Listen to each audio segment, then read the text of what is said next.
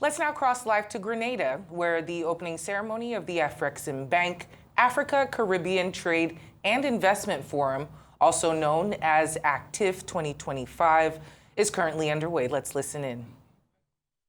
On this challenge, on this period of a multiplicity of crises, to advance a very unique opportunity, that opportunity presents itself in integration between Africa and the Caribbean.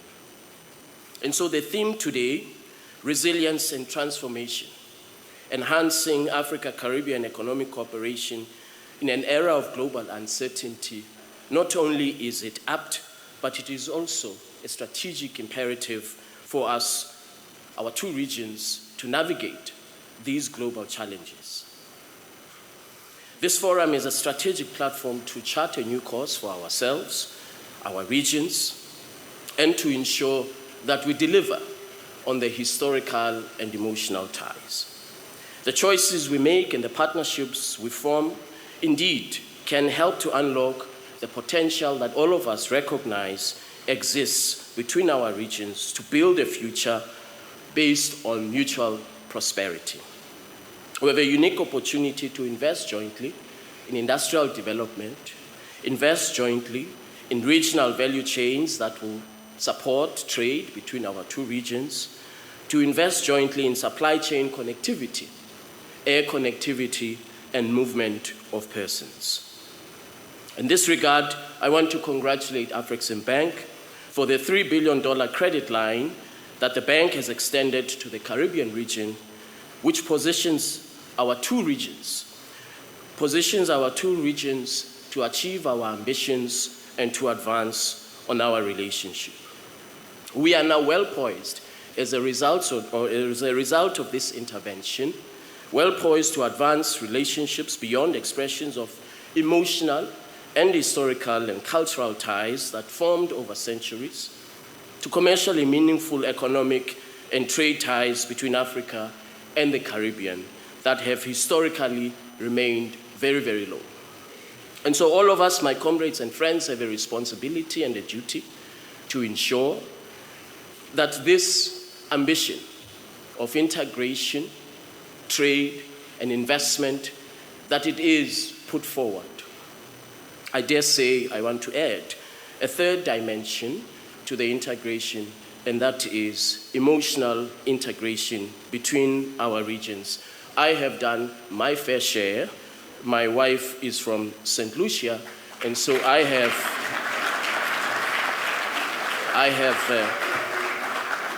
this third dimension of integration has been underscored in my own family. The disconnect that exists is a legacy of colonial economic model, which conditioned our economies to export raw materials to the north and import manufactured goods, tying our economic fortunes to the vagaries of the global commodity markets. As a result, trade has concentrated in a few narrow set of lines, tariff lines, unprocessed goods, undermining value addition and industrial development in our two regions. This can no longer sustain. Yes, several obstacles continue to hold us back, including limited air and maritime connectivity, very high bilateral tariffs on processed goods, divergent custom procedures and regulatory systems that inhibit a closer market integration. More importantly, we are now actively working to overcome these obstacles and to build a robust transatlantic economic corridor that links our regions more meaningfully. The value proposition we present is a $3.4 trillion United States dollar market with a combined population of 1.4 billion people as an anchor for our two regions on trade and investment. And in this regard, I hope that when our leaders, that is to say, Caribbean and African Union leaders, convene in Addis Ababa next month, that this matter of trade and investment will be at the fore of their agenda. The AfCFTA provides a continental market of scale, underpinned by rules, investment, and industrial development. This anchor is a very important launchpad for future trade and investment relations. Looking ahead, the potential for deeper cooperation is considerable. Key sectors for growth include agro-processing, healthcare, tourism, energy, and other sectors. At its very core, Africa-Caribbean Trade and Investment Forum 2025 is a strategic extension of the AFCFTA and what we seek to achieve under the leadership of the Assembly of Heads of States and Government of the African Union. Working together, we can move beyond outdated colonial economic models and build a more equitable and resilient global Africa and an economic bloc that will support that vision.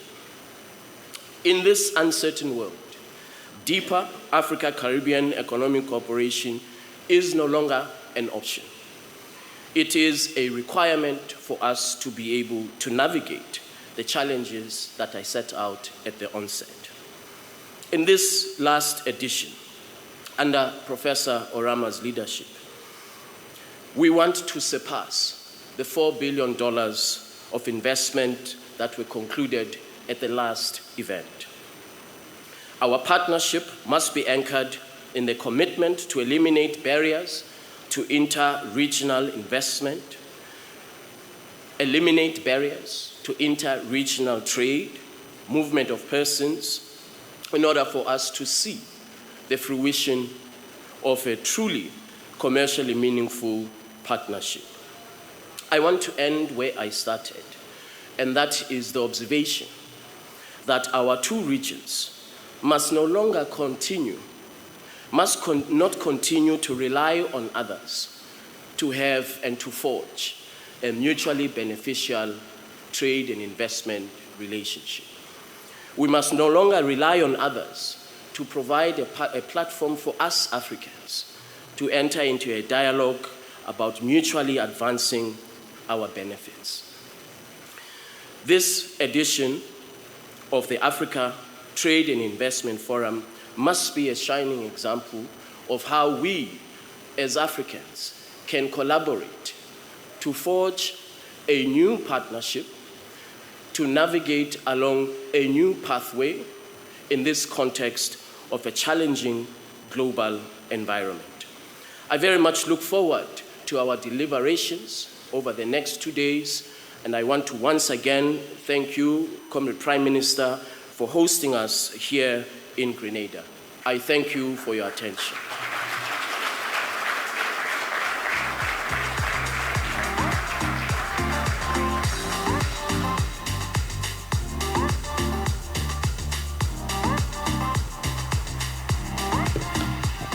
Thank you, Your Excellency, and thank you for doing your part to integrate all regions, whether it is economic integration or by marriage.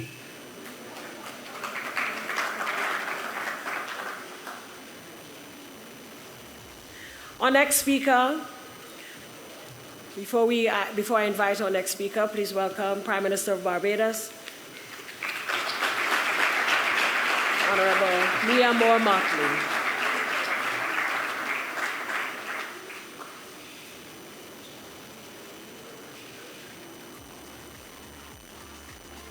Allow me to welcome our next speaker, Her Excellency Ambassador Selma Malika Haddadi, Deputy Chairman of the African Union.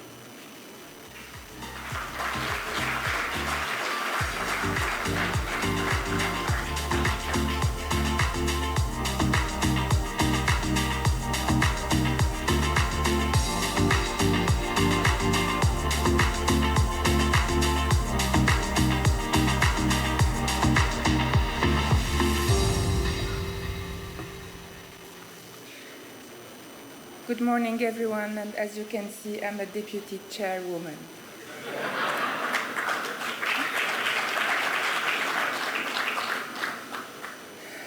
Your Excellency, Dame Cécile La Grenade, Governor General of Grenada, our host, Right Honorable Deacon Mitchell, Prime Minister of Grenada, Your Excellencies, Heads of State and Government from the Caribbean and African countries here present or their representatives, Honorable Ministers, Your Excellency, former President Obasanjo of Nigeria, Your Excellency, former President Mahamadou Issoufou from Niger, Professor Orama, outgoing President of Afreximbank, Mr. Elombi, incoming President of Afreximbank, Your Excellency, the Secretary General of AFRICOM, distinguished delegates, esteemed business leaders, media friends, ladies and gentlemen, all protocols duly observed. It is my distinct honor and privilege to address you today at the 4th Annual Afri-Caribbean Trade and Investment Forum, Actif 2025, and I bring you warm welcomes and greetings from Addis Ababa and from the entire African continent.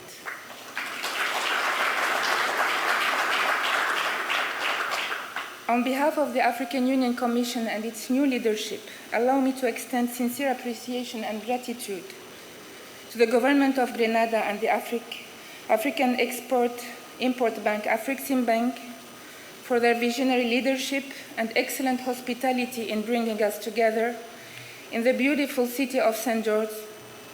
I can confirm, paradise.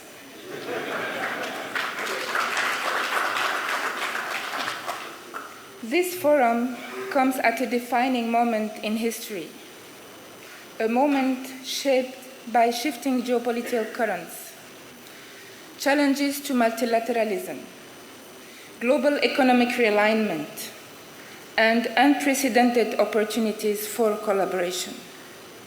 It is precisely in this moment that our collective resolve must strengthen, embracing unity, solidarity, and shared vision. We gather here today not only as representatives of nations and regions, but as one united family.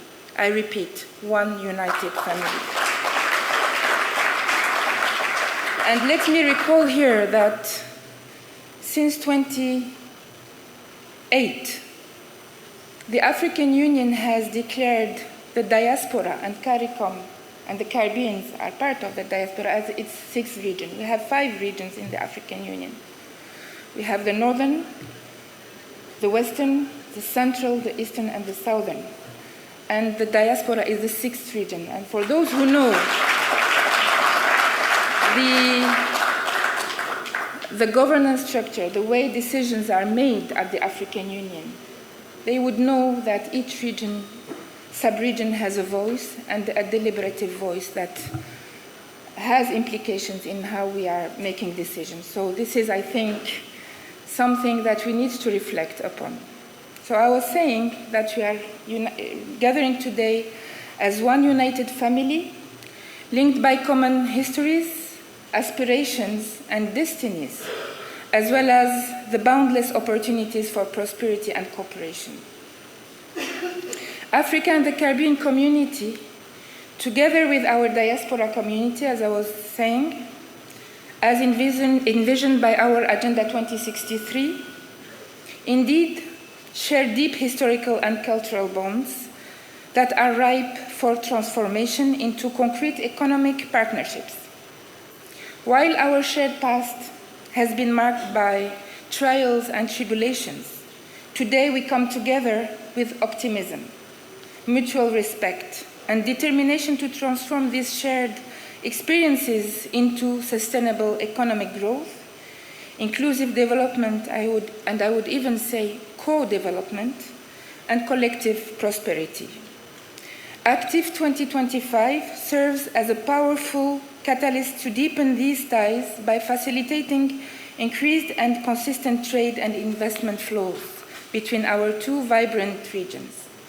By nurturing commercial partnerships, enhancing information exchange, and creating meaningful opportunities for mutual learning, we lay the foundation for sustained and resilient growth. Africa and the Caribbean community hold enormous untapped potential, and our joint efforts here today will unlock these opportunities for prosperity of our people. Ladies and gentlemen, as we reflect upon the objectives of this fourth edition of Actif, allow me to emphasize the significance of key themes. Firstly, the establishment of an African Caribbean free trade area should be our ultimate objective. It is not merely aspirational. It is a strategic inherent imperative, especially now. It has the potential to significantly boost trade and investment flows, reduce trade barriers, and enhance competitiveness on the global stage. Our collective action in this direction will redefine how Africa and the Caribbean community engage economically to boost interregional growth and prosperity. Secondly, reinforcing the Africa-Caribbean Business Council is essential to ensuring effective collaboration between the private sectors in both regions. The Council must serve as an active platform for matchmaking, investment facilitation, and strategic networking, empowering businesses to form lasting partnerships and drive sustainable economic development. And these two first points are translated in aspirations 2 and 6 of Agenda 2063. Thirdly, we must harness the power of the creative economy, an area uniquely rich in potential. Our cultural and creative industries are not only sources of pride and identity, but powerful engines of economic growth. By promoting cultural exchanges, co-productions, and joint ventures in creative sectors, we not only foster economic resilience, but we build stronger mutual understanding and lasting bonds between our peoples. There is a need for the true reflection and correction of the narrative about our historical past and achievements, which continue to be distorted by our history being told by others. This needs to be corrected. This aspect is captured in Agenda 2063 once again under Aspiration 5, which also speaks to Pan-Africanism. Fourthly, strengthening connectivity through robust air and maritime links is pivotal, as highlighted by Mr. Wankele. Efficient and affordable connectivity will directly stimulate trade, tourism investment, and cultural exchanges. It is imperative that our policy frameworks support the operationalization of our regular flights and shipping routes to bring our two regions closer together than ever before, and not being compelled to go to other regions that do not see the prettiness of us being there, like Europe.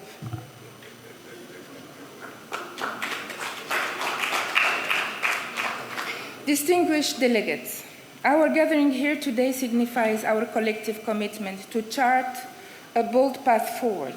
However, to achieve our ambitious goals, political engagement at the highest level is essential. Therefore, it is my great honor to inform you that the African Union member states, during the Mid-Year Coordination Summit held earlier this month, less than 3 weeks ago, agreed to convene the second Africa CARICOM Summit, scheduled to take place in Addis Ababa, in Ethiopia, on the 7th of September 2025. This summit represents an unparalleled opportunity to deepen the political and diplomatic ties between Africa, the Caribbean, and our global diaspora. The summit represents a platform for African Union member states and the Caribbean states to engage and consider the discussions and recommendations emerging from this edition of Actif. It will allow us to reflect on ways to strengthen our collaborative frameworks, expand our partnerships agendas, it will serve as a vital political milestone, demonstrating our collective resolve to foster unity, collaboration, and solidarity in the face of global challenges. It is really timely. Ladies and gentlemen, today let us seize this historic moment to solidify and strengthen our partnerships, as I said. Let us ensure that our economic exchanges and political commitments forge paths of sustainable development, prosperity, and shared successes that benefit our people now and for the generations to come. Before concluding, I would like to seize this auspicious opportunity to pay a vibrant tribute to Professor Orama. For his visionary leadership, he has consistently supported the African Union and the implementation of Agenda 2063, as well as building bridges with our Caribbean sisterly countries, including through Actif. So we thank you, Professor Orama. We know that Afreximbank is also in good hands, and your legacy will be preserved and strengthened through the new leadership, through the new president, Mr. Elombi. I wish you fruitful discussions and successful deliberations. Together, we will build a vibrant and interconnected Africa-Caribbean community, united by history, trade, investment, culture, and our shared humanity and heritage. I thank you for your kind attention.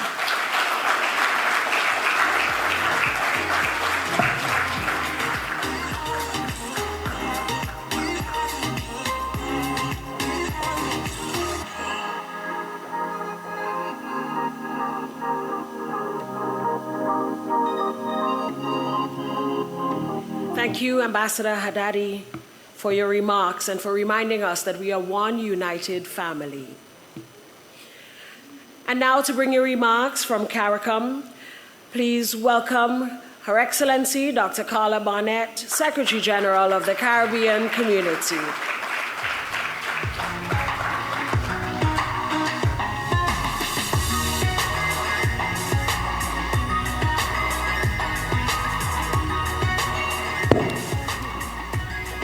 Thank you very much, Madam MC.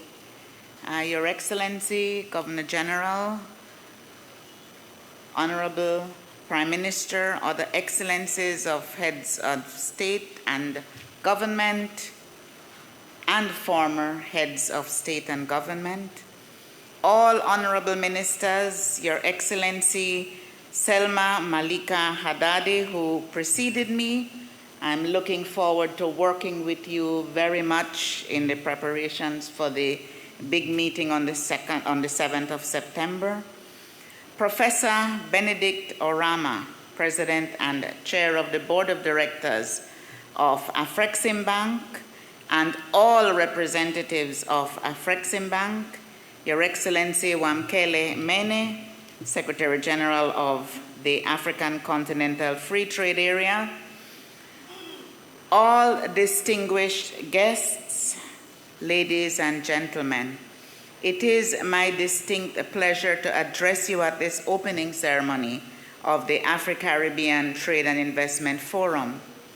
This fourth edition is a further demonstration of the collective commitment towards forging deeper trade, investment, and economic cooperation as envisioned by our leaders at the first CARICOM Africa Summit in 2021. We meet amidst heightened global geopolitical and economic tensions and supply chain disruptions, and the questioning by some of the value of the multilateral system.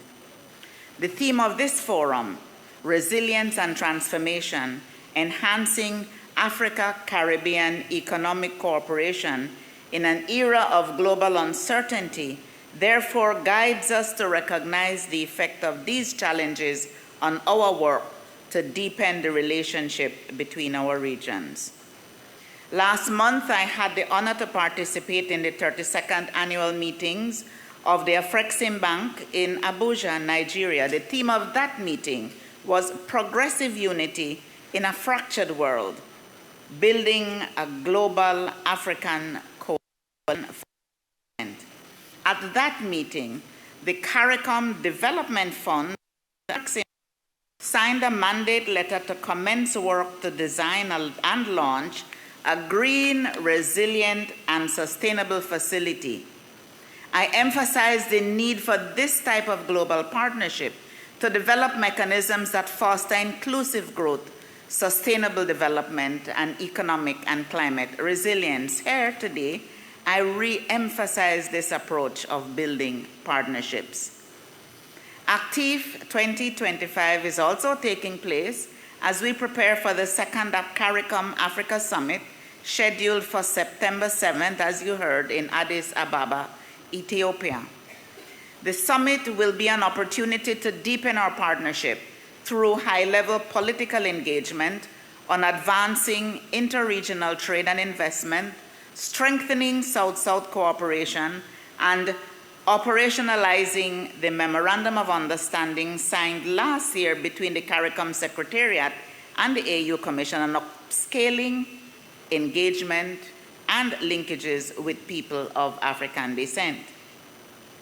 We need to bring focused intent on making our partnerships inclusive and for our people to connect or reconnect, for partnerships to thrive.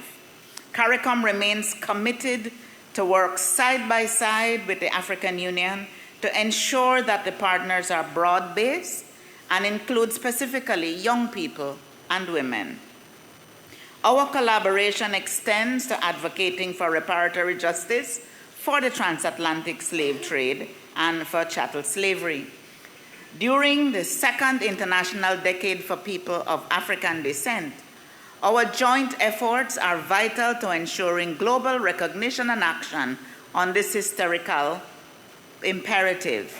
In this context, the designation of the African diaspora, of which the Caribbean is a part as the sixth region of the African Union, provides an appropriate context to act in concert towards our collective advancement. This forum has been nurturing investments and bilateral cooperation in many priority areas for both regions, such as the development of transportation links critical for trade, tourism, and cultural exchanges. Another priority area is technology transfer, a key example being the development of a Caribbean payment and settlement system based on the successful Pan-African payment and settlement system. This mechanism will make it easier for large and small enterprises in both markets to conduct business efficiently. There are many other opportunities still to be addressed, some of which are being explored. This forum is becoming a foundation on which we can and will strengthen trade and investment cooperation and engagements, of course, in priority areas for both the Caribbean region and the African continent, moving from policy discussion to real action. We know we have common legacy challenges that persist in the current global distribution systems and logistics. Our external trade far exceeds our intra-regional trade. Our similar efforts at regional integration, the development of the CARICOM single market and economy, and the African Continental Free Trade Area seek to address this. We must also decisively open the door to greater trade between our regions. CARICOM trade with the continent must grow beyond the current levels of less than 3%, let me repeat that number, 3% of our overall trade, particularly with the uncertainty that currently looms over trade with traditional partners. CARICOM is committed to deepening its collaboration with Afreximbank in key areas of common interest. To ensure consistent and collaborative outcomes, steps are being taken to conclude a memorandum of understanding between CARICOM and Afreximbank so that together we can drive the partnership in particular areas, such as trade, logistics, and connectivity, to increase economic, financial, and trade linkages while bringing our two regions together in mutually reinforcing ways. Trade and development financing has a critical role to play in the pursuit of trade and investment opportunities and the realization of our common development goals. CARICOM therefore welcomes and values the demonstrated commitment of Afreximbank to partner in this critical endeavor. I was delighted to participate in the groundbreaking ceremony for the Afreximbank African Trade Center in Bridgetown, Barbados in March this year, a demonstration of the bank's long-term commitment to the region.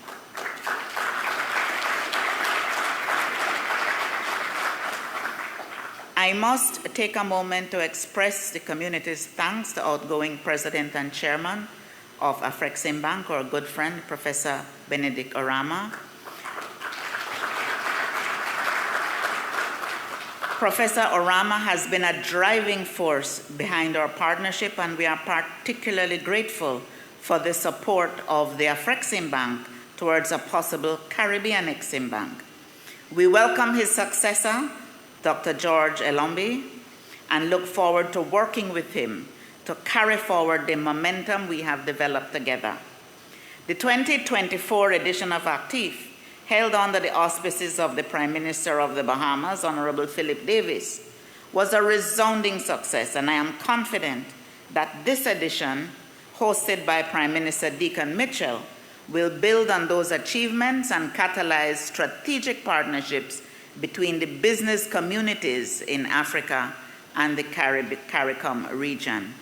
We have a lot of work to do together. Thank you very much, ladies and gentlemen.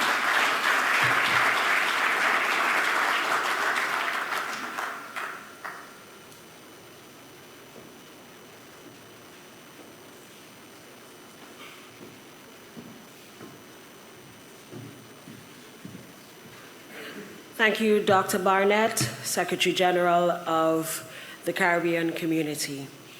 We continue with some video messages at this time. We first hear from Her Excellency Amina Mohammed, Deputy Secretary General of the United Nations. She will be followed by His Excellency Yemi Osinbajo, Vice President of Federal Republic of Nigeria.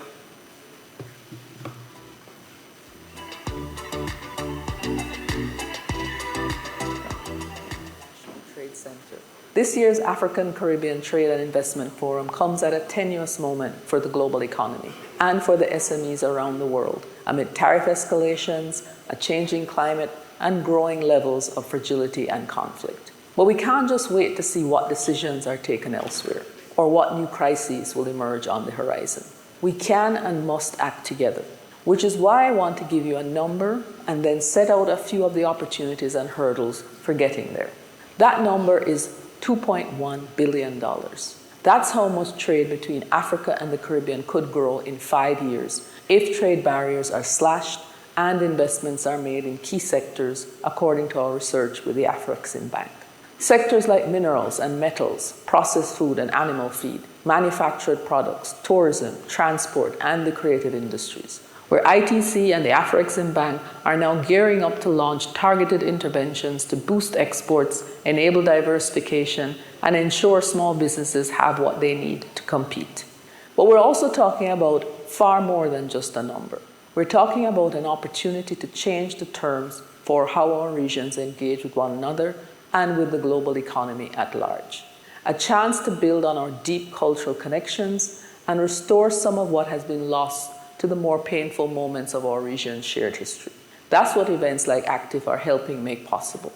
I want to thank our partners at the Afreximbank for their leadership in creating this extraordinary forum and for raising the bar every year. And I want to thank the government of Grenada for hosting this year's edition and spurring us all to keep going further and faster together. Every delay or setback we face means leaving SMEs and their communities exposed to the instabilities in the international trading system, which is why strengthening Afro-Caribbean trade ties and value chains can't wait. And that's what I hope we can take home with us from Actif 2025. Thank you.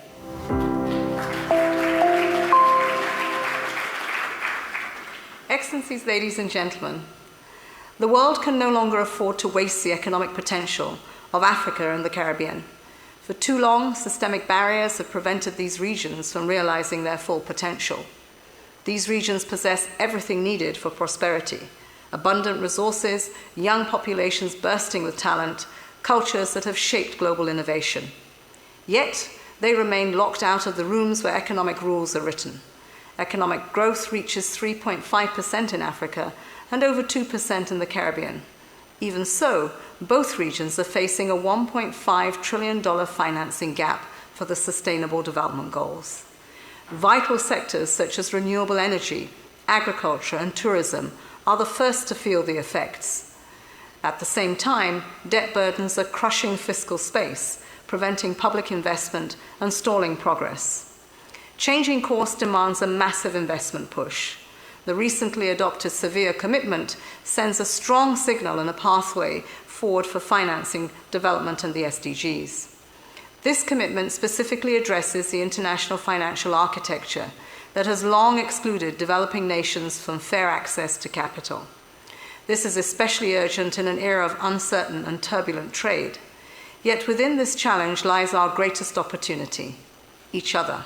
South-South cooperation is increasingly vital, and the numbers reveal how much potential remains unrealized. Trade between Africa and the Caribbean represents less than 1% of the total in both regions. This is untapped potential waiting to be unleashed. By strengthening trade ties, we can attract more investment, diversify business partnerships, and create more opportunities for the people of both regions. Multilateral and public development banks have a vital role to play by unlocking finance, and yes, but also in strengthening cross-regional ventures. Afri-Exim is demonstrating this vision boldly. Through its Caribbean strategy, the bank has committed nearly $2 billion in credit approvals, a signal it is committed to building a bridge of joint prosperity across the Atlantic. Ladies and gentlemen, the moment for half measures has passed.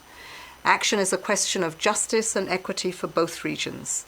The United Nations stands with Africa and the Caribbean as they assert their rightful place in global economic governance as equals and as architects of a system that works for everyone. Together, I believe we can build a more just and resilient global economy, not only for the people of Africa and the Caribbean, but for everyone, everywhere. Thank you. Your Excellencies, distinguished guests, ladies and gentlemen.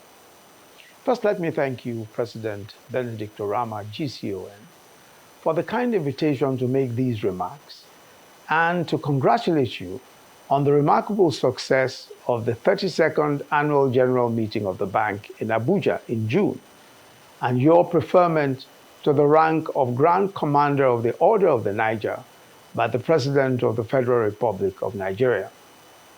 It is your vision and hard work that has made a real discussion of the prospects of Afro-Caribbean economic collaboration possible today. Well done indeed. And it is for me a singular honor to join you all today at this pivotal forum, one that speaks not just to trade and investment, but to our shared destiny as peoples of the African and Caribbean regions. In an era that is marked by turbulence, from economic shocks to climate extremes, resilience and transformation are not mere buzzwords. They are imperatives. Some may ask, perhaps quietly, why does Africa need the Caribbean? After all, the Caribbean, with a population of just over 45 million people, may seem modest compared to Africa's 1.4 billion people. But the answer seems to me to be quite clear. Size is not a measure of significance. Strategy is. And the Caribbean is strategic. Africa and the Caribbean are natural partners. We are family, bound by history, culture, struggle, and spirit. From Accra to Kingston, Dakar to Port of Spain, our people share rhythms, they share their arts, and a resilient heritage forged in resistance and creativity. This cultural kinship is not a sentimental relic. It is a geopolitical asset, a platform for solidarity and cooperation in the global forum. From the UN General Assembly to the WTO and the many climate summits, our shared African ancestry positions the Caribbean as Africa's sixth region, a status that is now recognized by the African Union. This bond must now be activated, not just in the history books or music festivals, but in investment, in trade, in technology, and policy innovation. First is location. Geography, too, is destiny. The Caribbean lies at the heart of the Americas, within shipping reach of North, Central, and South America. For African firms, this makes the Caribbean a launchpad to US and Latin American markets, a transshipment hub for the Atlantic trade, and a partner in creating logistics and digital corridors that shorten the distance between our continents. As the world fragments into protectionist blocs and supply chains recalibrate, proximity matters more than ever. The Caribbean can help Africa diversify, risk, and reach new shores. Also, the Caribbean today houses a financial and services powerhouse. Several Caribbean nations, Barbados, the Bahamas, Trinidad and Tobago, punch above their weight in financial and professional services, from offshore investment vehicles to insurance to arbitration and hospitality excellence. The Caribbean can be a services ally for African enterprises and governments. Indeed, Afro-Exim's decision to establish a presence in Bridgetown is no coincidence. It is a sign that the Caribbean is more than a destination. It's an enabler of global trade and finance. Then there is our shared vulnerability, the climate crisis, presenting an opportunity for a shared voice. Caribbean states are among the world's most climate vulnerable regions. Rising seas, droughts, hurricanes, and floods are no longer mere seasonal events. They are existential threats. But in this crisis lies a shared agenda, joint advocacy for climate justice and loss and damage financing, shared investments in renewable energy, in resilient infrastructure and blue economy projects, a common front in shaping and reshaping the global financial architecture, from SDR allocations and reallocations to multilateral lending terms. Today, we can make the case that vulnerability is not a weakness, but a reason for priority in global resource allocation. And of course, there are also our natural synergies in culture, in tourism, and the creative economy. We are two of the most culturally rich regions on the face of the earth. The world dances to our drums, eats our food, reads our poets, and flocks to our beaches. It is time to do more together, building joint tourism circuits, co-investing in creative content, exporting African films to Caribbean cinemas, and Caribbean music to African airwaves. Let us build Afro-Caribbean cultural industries that generate jobs, pride, and shared prosperity. Then there is diplomacy and a South-South voice. Though small in size, the Caribbean wields disproportionate diplomatic influence. As members of the Organization of African, Caribbean, and Pacific States, G77, and the Commonwealth, Caribbean states often stand as vocal allies of Africa, championing reform of the global trading system, advocating debt relief, and pressing for equitable vaccine access during the pandemic, and they are effective. I visited Barbados for the first time this year. One of the places I wanted to visit was Bridgetown, its capital city. Why? One of the boldest and most thoughtful initiatives to reimagine the global financial architecture in recent history is named after the city, the Bridgetown Initiative. I found Bridgetown an incredibly tiny place. So is Barbados. But through the Bridgetown Initiative, Prime Minister Mayor Motley has reshaped the terms of the global debate, reminding us that leadership is not about the size of your GDP or land area. It is the scale of your vision, courage, and resilience. So Africa has worthy partners in our Caribbean siblings, and this alliance of purpose must now extend into structured political and economic cooperation, including mutual visa waivers, double taxation treaties, and trade protocols that enable easier movement of goods, capital, and people. We have in the Caribbean a market for African goods and talent. The Caribbean imports much of what Africa produces: tea, cocoa, textiles, pharmaceuticals, and fertilizers. Yet African exports remain under 1% of Caribbean imports. The potential for growth is enormous. Moreover, as Caribbean states face talent shortages in healthcare, in education, and technology, African professionals can more intentionally help fill those gaps, bringing not just skills, but kinship. So let us be clear, the Caribbean is not peripheral. It is pivotal. It is a cultural cousin whose diaspora opens doors worldwide. It's a gateway to new markets, a services and finance partner, a climate ally, a shared voice in shaping a more just world order. So at this forum, let us move from rhetoric to results, from history to the highways of commerce, from diplomacy to digital integration, from shared pain to shared purpose. In this age of fragmentation, the African-Caribbean bond is not just symbolic, it is strategic. It's not just cultural, it is commercial. And it's not just historical, it is the future. Let us build it boldly together. Thank you very much for listening.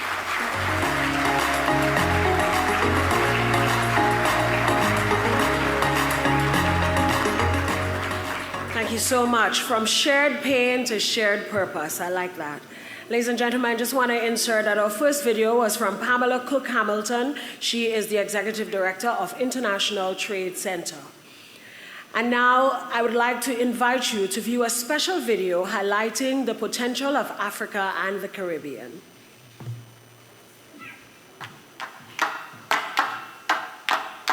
One Africa. Amid global divisions, we unite. Global divisions are deepening. Isolation and protectionism taking center stage, geopolitical and economic tensions in the ascendancy. Yet global Africa is rising, finding strength in unity to redefine an ill-fated past and chart a common future. Colonial legacies in Africa and the Caribbean extracted wealth from our continent, entrenching divisions and our enduring economic underdevelopment. Yet today, the pains of the past have become the driving force behind our collective self-determination. We are reinventing the Middle Passage. From the declaration of the diaspora as Africa's sixth region in 2008 to the historic Africa-Caribbean Economic Summit in 2021, global Africa is building momentum. 2 billion Africans worldwide are shaping their collective economic destiny.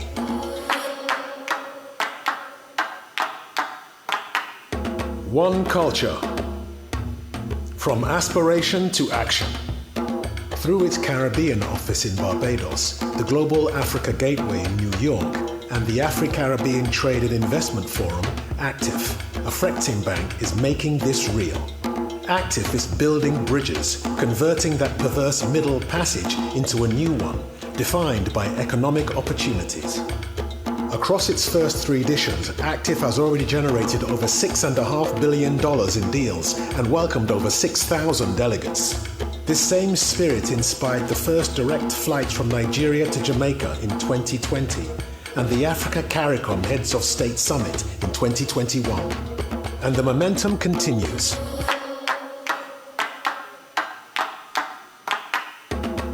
One goal.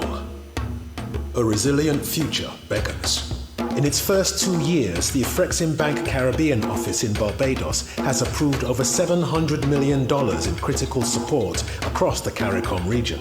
Now, African Capital is transforming the fortunes of Africans across the world with investments in Barbados, the Bahamas, Guyana, Grenada, St. Kitts, Suriname, and elsewhere, placing our economic fate in our own hands. Today, 13 CARICOM states have joined their fellow 54 African states in participating states of Afreximbank to chart a new chapter in shared prosperity. Africa and the Caribbean are working toward an Afri-Caribbean trade and investment framework to accelerate common trade and economic transformation. Construction work on the Afreximbank African Trade Center in Barbados has begun. A CARICOM payment and settlement system has been introduced to redefine intra-Caribbean payments. A CARICOM Eximbank is on the horizon. An era of Afri-Caribbean financial integration is dawning. The impact is generational. The vision is inclusive. The momentum is unstoppable. This is the promise of global Africa. This is Actif 2025.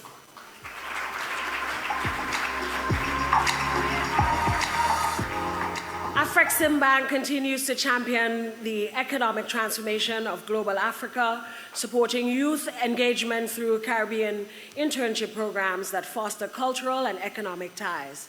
As we continue to ignite the flame of Actif 2025, it is my honor to welcome our first keynote speaker, a visionary leader whose leadership has shaped the path of regional and international cooperation. Please join me, ladies and gentlemen, to Professor Benedict Oke-Orama, President and Chairman of the Board of Directors of the African Export-Import Bank.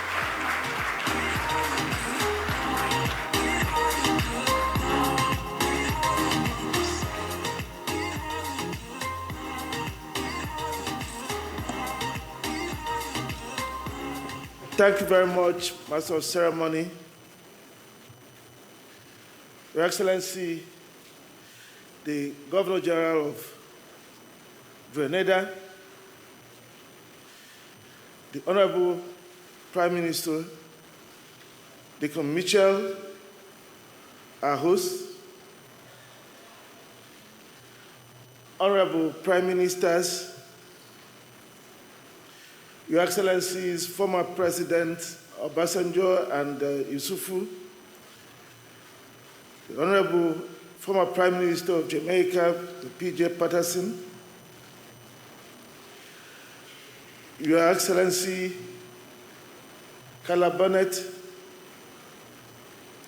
the Secretary General of the CARICOM Secretariat, Your Excellency, Ms. Emma Haddadi, the Deputy Chairperson of the African Union Commission, Your Excellency Wankele Mene, the Secretary General of the Africa Continental Free Trade Area Secretariat, Honorable Ministers, Your Excellencies, may I humbly request to stand on the very well-established protocol earlier this morning.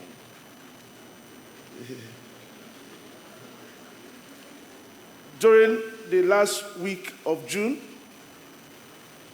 about 8,000 people, mostly from continental Africa,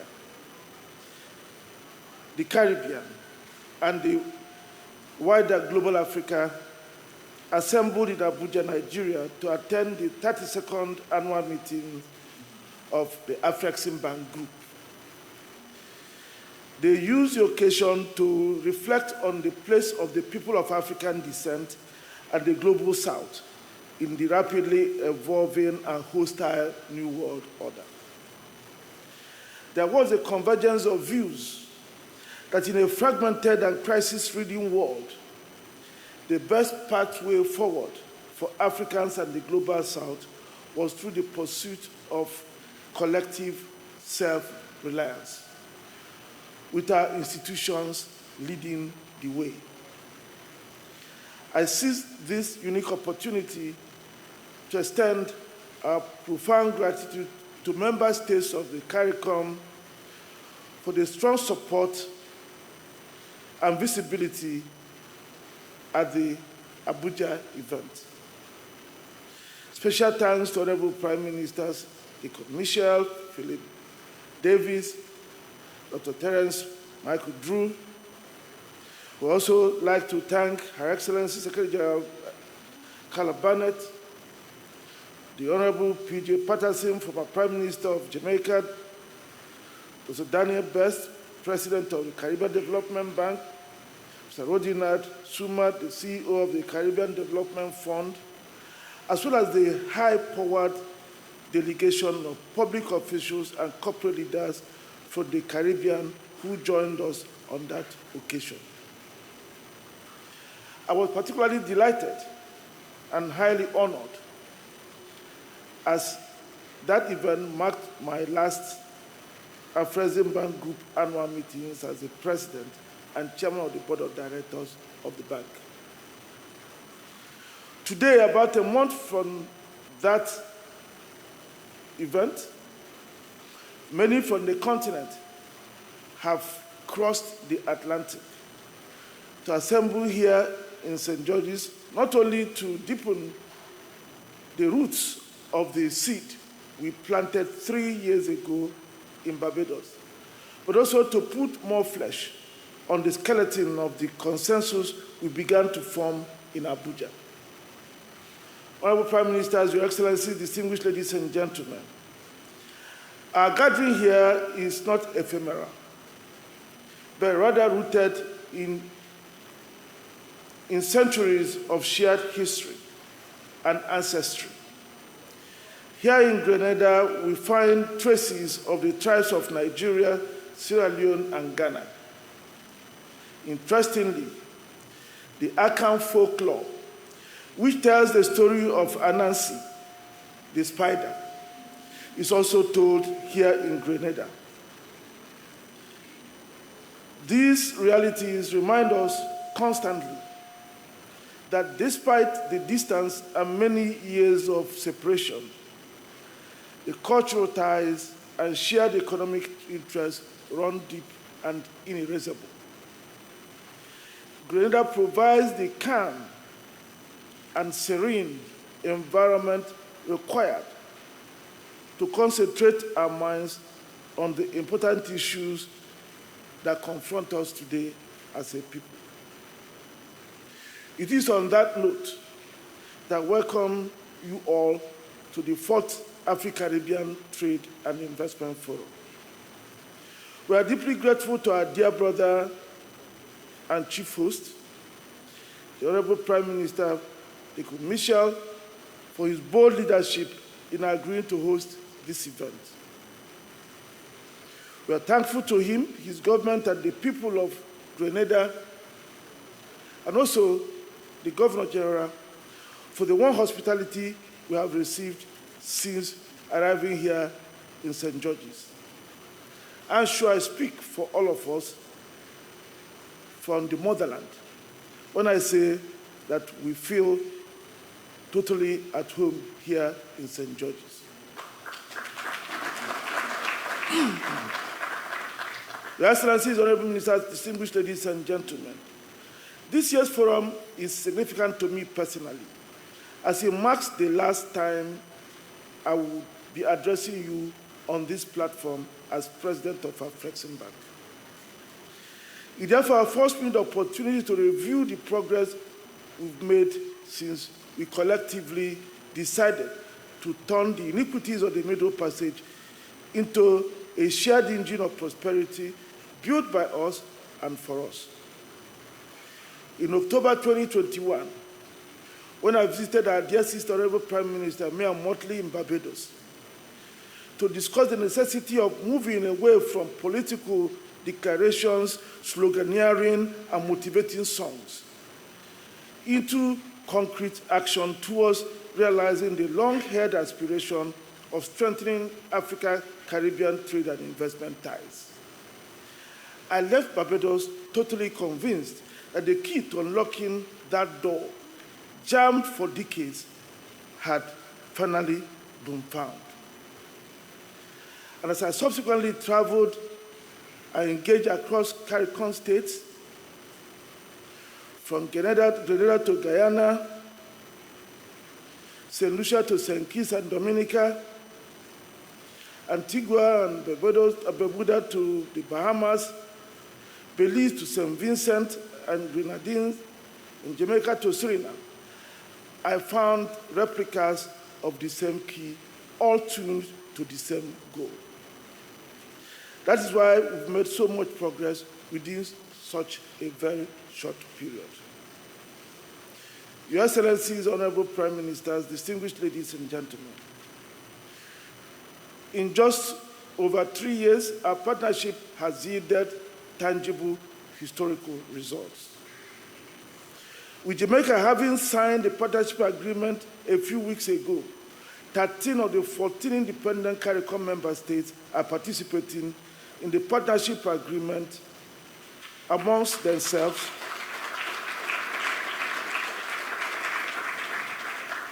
and between them and the Afrexim Bank. 11 of these states have ratified the agreement, providing the bank a solid legal foundation to operate, support, and invest in their economies.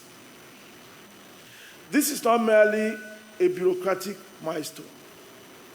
It is a sovereign declaration that the CARICOM states see in Africa not just their past, but also their future.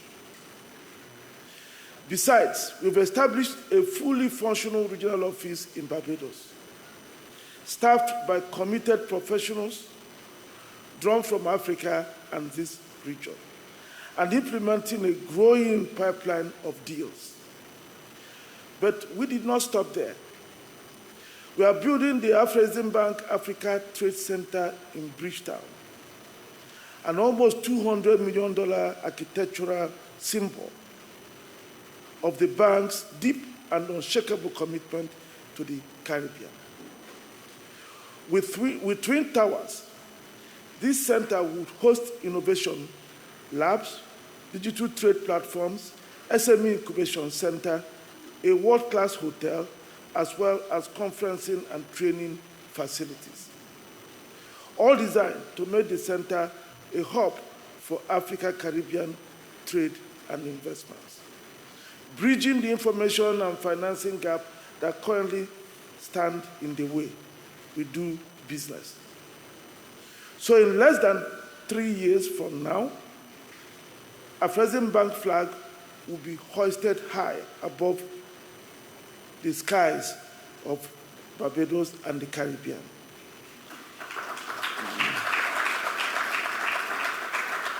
Reminding us of our beloved Pan-African brave heroes, Marcus Garvey, Kwame Nkrumah, Bob Marley, and the clarion call in our anthem that we must fight for the now and posterity. These notable steps are yielding significant results that touch the lives of our people in various ways. To date, our approved financing limit to the Caribbean has increased to $3 billion following the recent accession of Jamaica to the partnership agreement. Deals in the pipeline presently amount to over $2.5 billion across various strategic sectors, and we have approved already slightly over $700 million in just 2 years. Here in Grenada, we are co-financing a world-class tertiary hospital, estimated at the cost of about $250 million.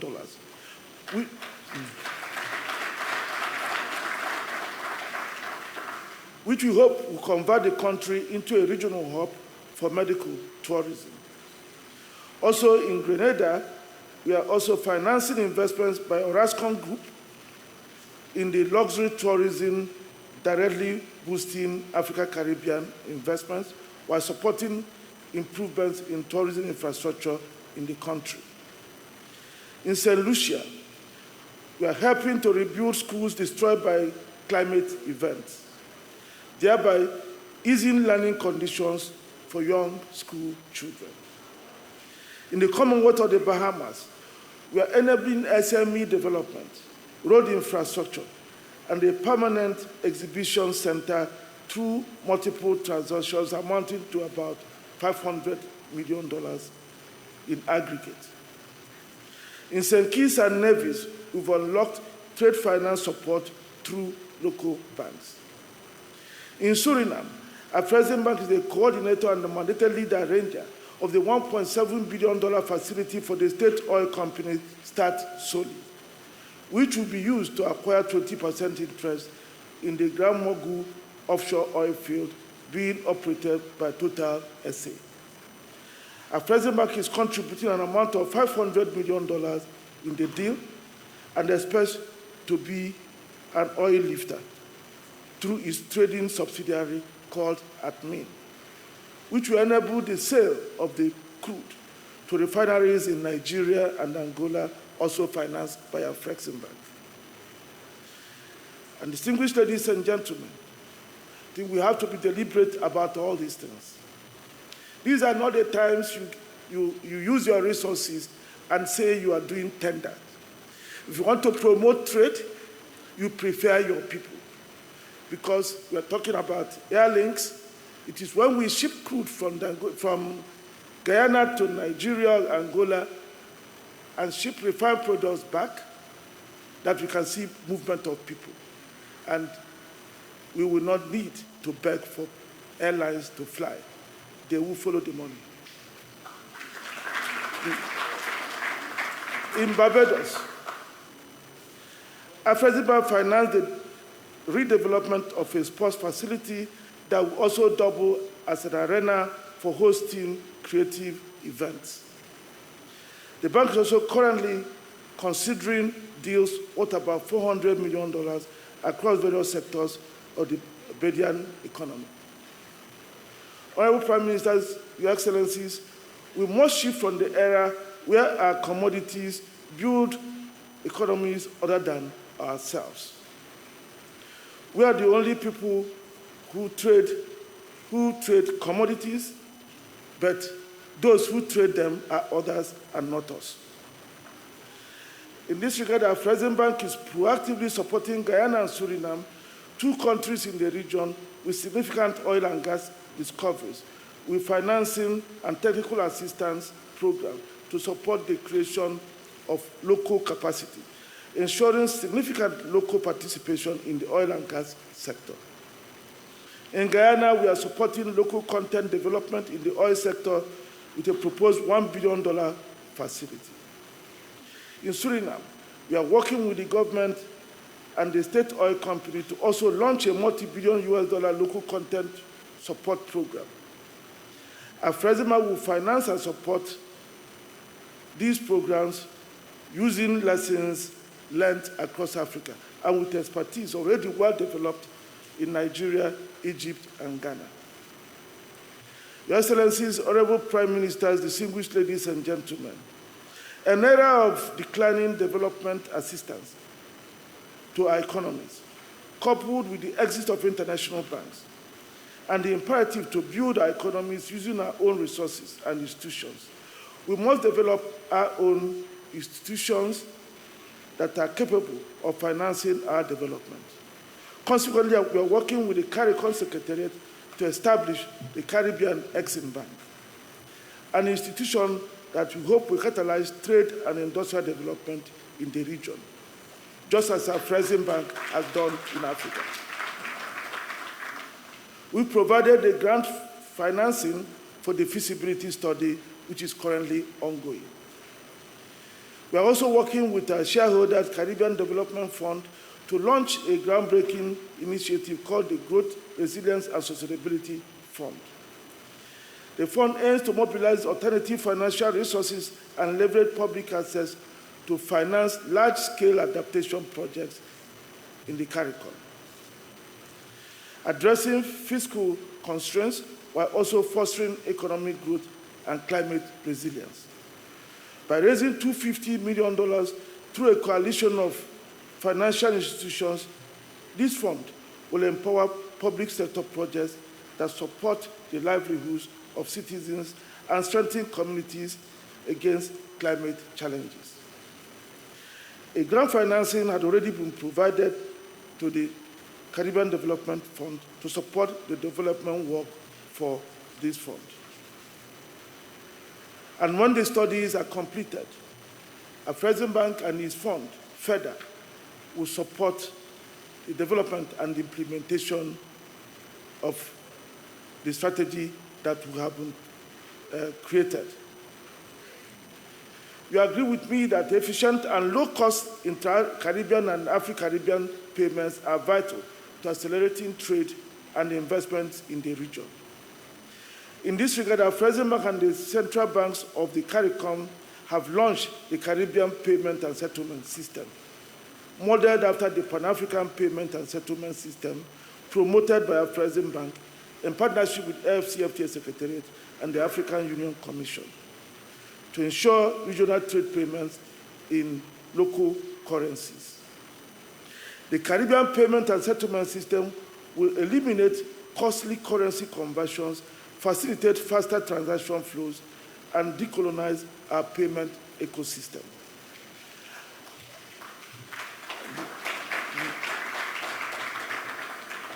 As we speak, a pilot is underway involving central banks from across the region. Our objective is to bring every CARICOM country into this payment ecosystem and create seamless trade financing corridors. These corridors will link African and Caribbean SMEs to larger markets, enable e-commerce integration, and lower transaction costs.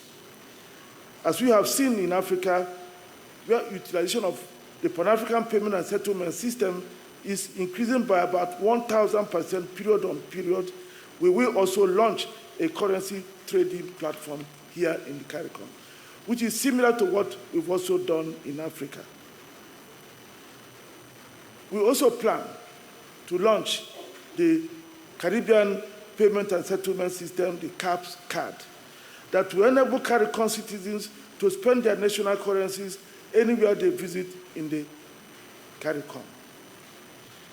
As with Africa, we can also work with the stock exchange to enable investments in multiple jurisdictions using national currencies, thereby enhancing liquidity and access to long-term financing to businesses in the region.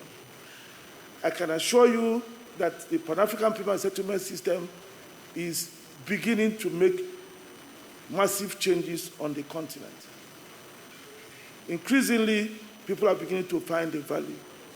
And I must thank the Organization of Eastern Caribbean States, Barbados, and the Bahamas for agreeing to start the Caribbean Payment and Settlement System. We always start this initiative with the coalition of the willing. The Pan-African Payment and Settlement System started with 5 countries in the West African Monetary Zone before it expanded to other parts of Africa. In the Caribbean, we already almost have half of the CARICOM states. So we see the opportunity for an accelerated growth of the system. And to support the technological advancement of our people, Afreximbank is supporting the PJ Potterson Institute for Africa-Caribbean Advocacy at the University of the West Indies to establish an Africa-Caribbean hub dedicated to the pioneering development of generative artificial intelligence.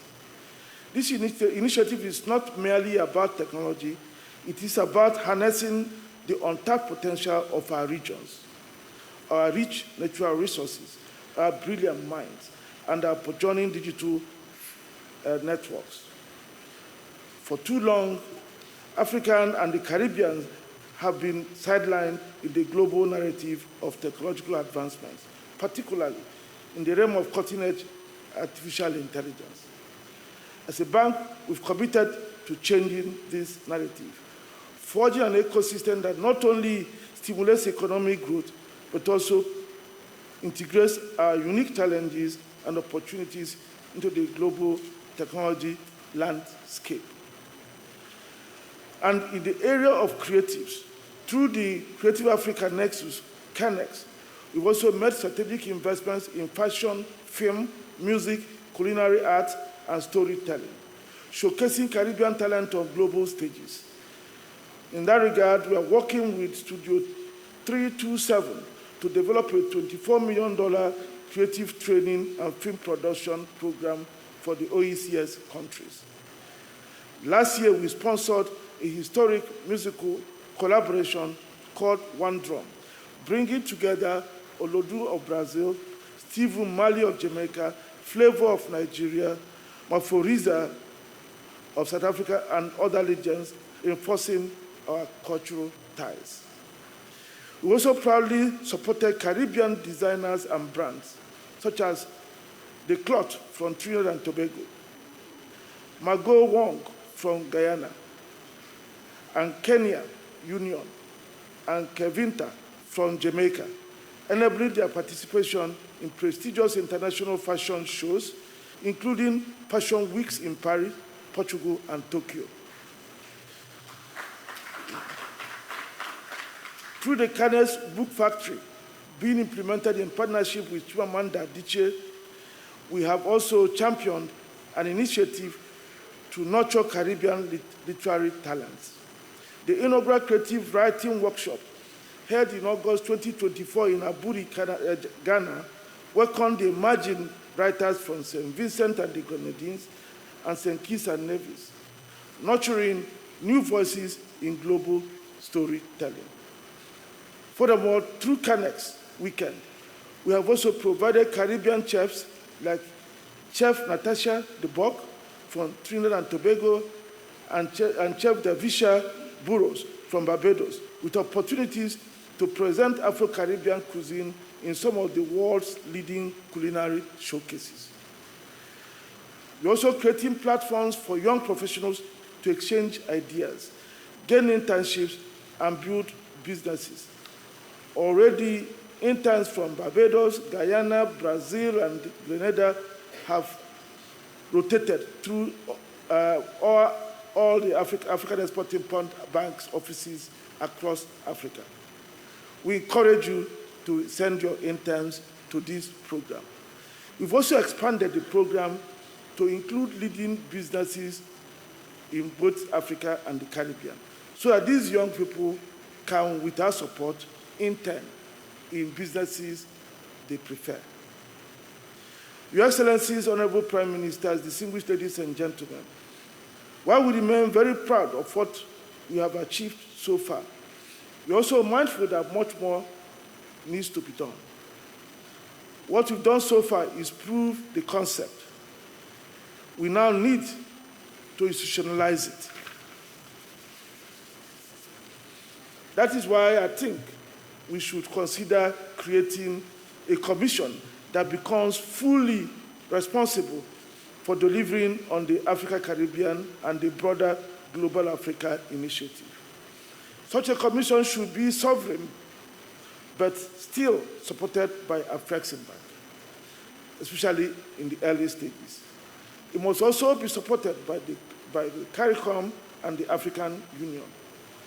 This move will give more focus and impetus to the initiative, reduce the administrative burden on Afreximbank, and create an environment for innovation so that that commission can conceive and think widely beyond even what Afreximbank can contemplate.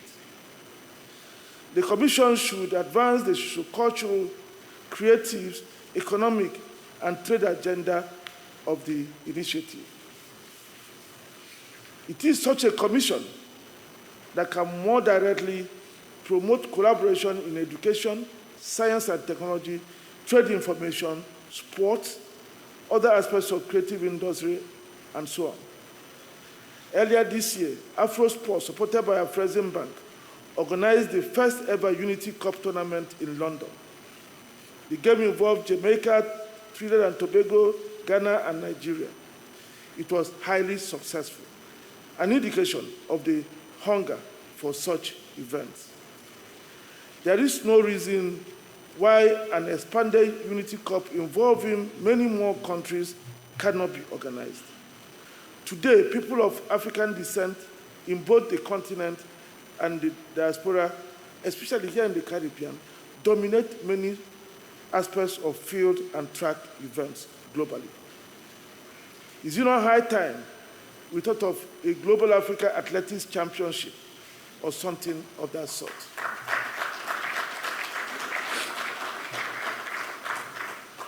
Why is it that in every endeavor, everywhere we turn, we are trapped?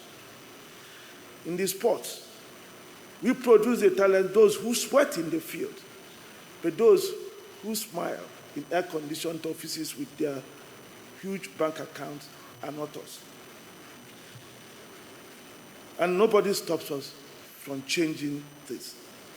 Because if you control the resources that produce the wealth, you must also control the wealth. If you do not control the wealth, then you're a fool.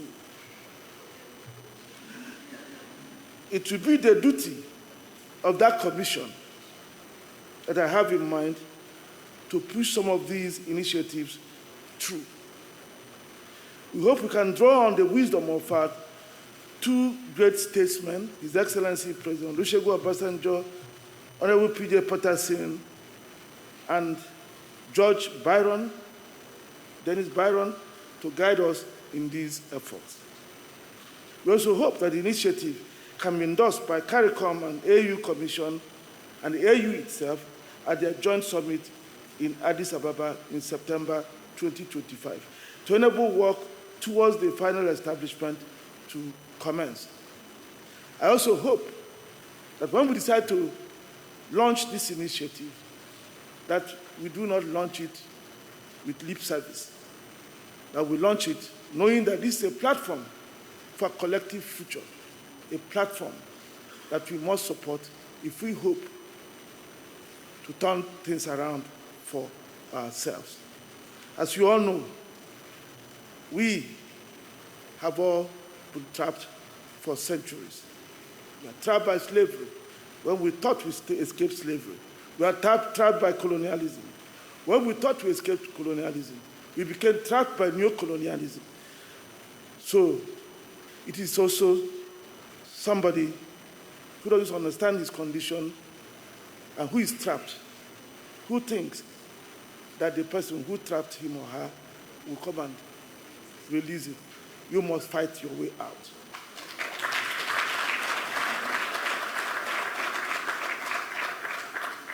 In addition, going forward, I think we must commit and take urgent steps to establish direct air and maritime link between Africa and the Caribbean.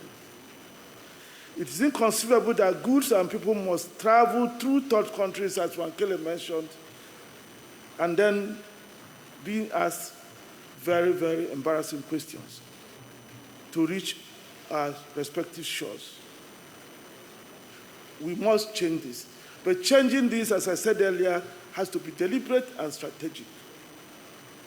Africans must prefer global Africa in what decisions they make about businesses. Whether the business is in the Caribbean or in the continent, you prefer your own people first. That's what everybody does.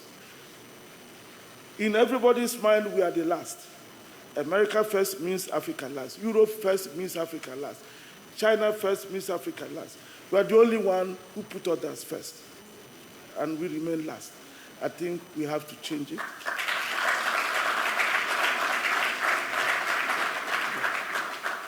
Because when we do, and businesses start moving, trade starts moving, maritime links will start, and air links will start. But we can play a pioneering role, find ways that the states can work with our Afrexim Bank to support those who can take the risk to start these lines, especially the air bridge. Honorable Prime Ministers, Your Excellency, distinguished ladies and gentlemen, in a few weeks, I'll be closing out my role as president of our Afrexim Bank. At the 32nd annual meeting of the bank held in Abuja a month ago, shareholders appointed my successor, Dr. George Elombi, who is here with us. I know, George, maybe if you can stand.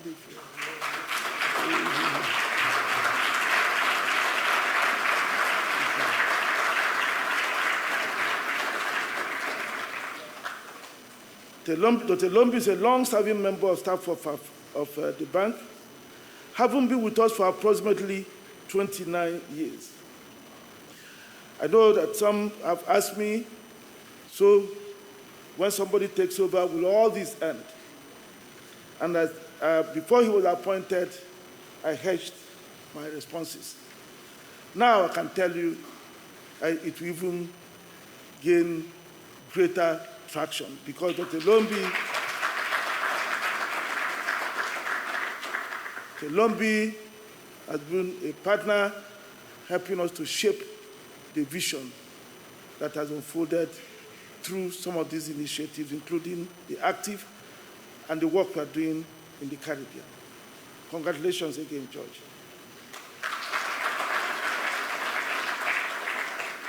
At this critical moment in our collective history, I have no doubt that he is the right person to lead us in the next phase of the bank's journey. I'm convinced that he will give the bank's work in this region a renewed impetus. Thank you, Prime Ministers, heads of state and governments, the African Union Commission, the FCFTA Secretariat, CARICOM Secretariat, the private sector, our former leaders who continue to lead us, for giving us all your support, all the support we need to make all these efforts work. I hope you continue to accord it your support, accord the bank their support under the new leadership that I just introduced.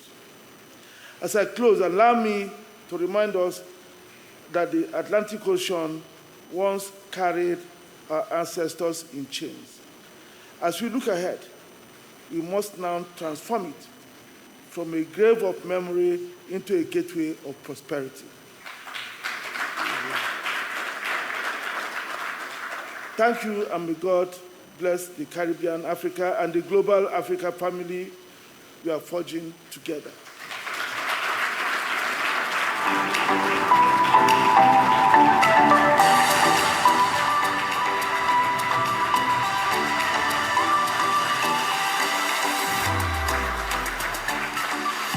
Thank you, everyone, for standing with me as we show our deepest appreciation to outgoing President, Professor Benedict Orama. And thank you for all the work you've done for Afreximbank and, of course, the Caribbean community. And as you take this opportunity to stretch, please say hi to your neighbor. Say hi, tell them how you're doing. And I want to ask for a special, I'm not going to ask you to sing, but I'm going to ask you all on 3 to say happy birthday to Professor Benedict. He celebrated 4 days ago. So on 3, happy birthday. We're not singing, just a reminder. We're not singing, we're saying happy birthday, Professor Orama. We got it? Y'all ready? On 3, 1, 2, 3. All right, y'all don't know how to take instruction, but it's okay. You may have your seats, everyone. And thank you again, Professor Benedict. Final round of applause for outgoing president of the Afreximbank.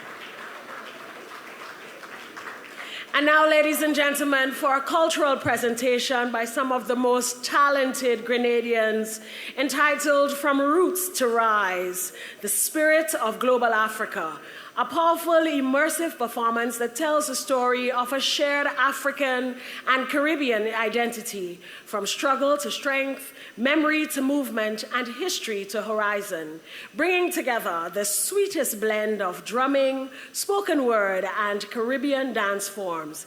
Ladies and gentlemen, help me welcome to the stage the graceful dancers of the Conception Dance Theatre, led by Ms. Cecilia Griffith and Mr. Keith Williams, the soulful performers of the Labukan Creative Center, and the dynamic drummers of the Lion Pride Percussions.